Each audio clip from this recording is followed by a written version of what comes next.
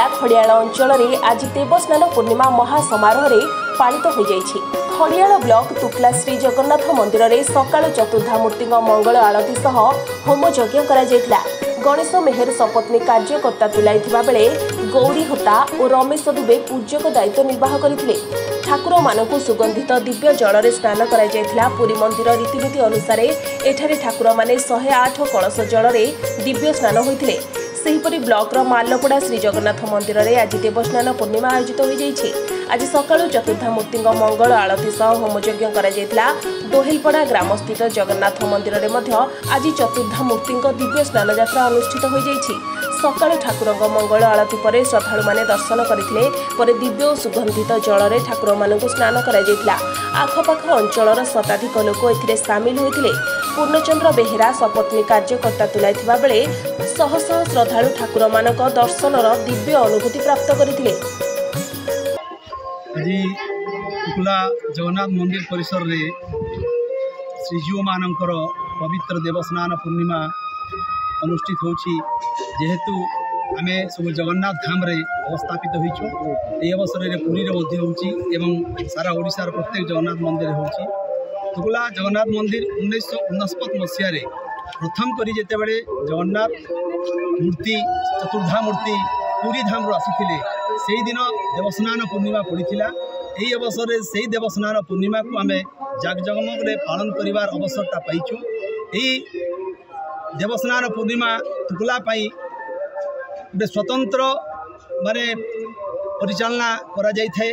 जेपरि कि तुकला अंचल रो समस्त ग्रामरू समस्त परिवार रू चाउल डाली विभिन्न प्रकार व्यंजन करिवार पाई समस्ते आग्रह सहित देई थांती एवं सही लोक मानकर दान देइथिबा चाउल डाली रे आज जगन्नाथंक पाई व्यंजन प्रस्तुत होई थाए।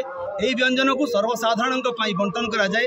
माने आबाल वृद्ध वनिता आज समस्ते अंचल आसी तुकला जगन्नाथ मंदिर रू भगवान जगन्नाथंकर महाप्रसाद हिसाब रे सेमाने ताकु ग्रहण करि थांती एवं बहुत आनंदर सहित सेमाने निज निज घर को जाय थांती। आज देवस्नान पूर्णिमा ठारू तुकला जगन्नाथ मंदिर रे बाहुड़ा यात्रा पर्यंत महासमागम रे लोक माने दर्शन पाई आसी थांती एवं बाहुड़ा यात्रा पर्यंत ये अंचलटी चलचंचल होई उठिथाए।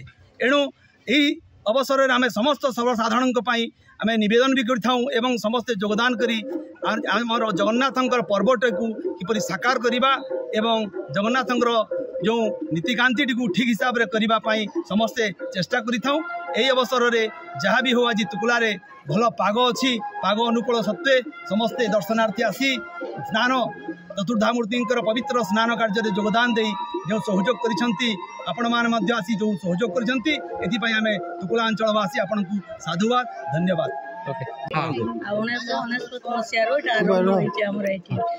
प्राय सब नीति नियम हिसाब से सब पालन पुरी जमी होता है पुरी गणपति हिसाब से ये समस्त साहाय्य सहयोग आम सब बहुत आनंद लाभ पाचु। देवस्नान पूर्णिमा देवता मान स्नान कराए से सब आम समस्ते गाँव तुकलावासी समस्ते पाख आख समस्ते आसी साहाय्य सहयोग कर बहुत खुशी होकर बहुत आनंद करते पालन करते माने नीति नियम प्राय सब बहुत समस्त साहाय्य सहयोग। श्रीक्षेत्र देवभूमि जलधि तटगते रत्नवेद्ये वसंतम चक्राख्यम दिव्यभूषम स्वजन परिवृत क्षिप्तहस्त्राधकायम ब्रह्मेशानंद्र सव्यम कली कलिशहर उल्लाह नीलब्लुबुरे वंदे नीलाद्रीनाथ हलधर सहित दार ब्रह्मम स्वरूपम। जय जगन्नाथ। आमर तुकला ग्राम स्थित जगन्नाथ मंदिर प्रसिद्ध मंदिर हिसाब रे आमको मान्यता मिली। एणु आमकर सकाळ ठारो संध्या पर्यंत नीतिकांति जोटा होउची आज देवस्नान पूर्णिमा।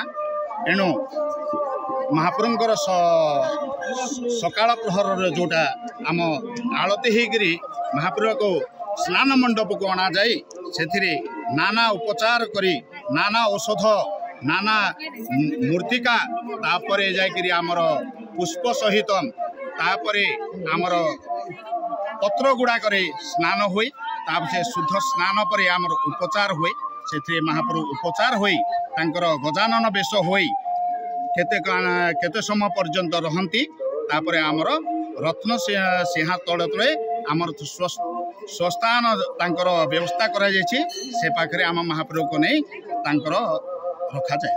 जय जगन्नाथ। आज स्नान पूर्णिमा समस्त सुख सब माँ भौणी मैंने सब घटी बढ़िया लगुच समस्त माँ भौणी भाई बंधु समस्त घटी सब बढ़िया अच्छी मंगल समझी आहरी मंगल करेंगे बोलिक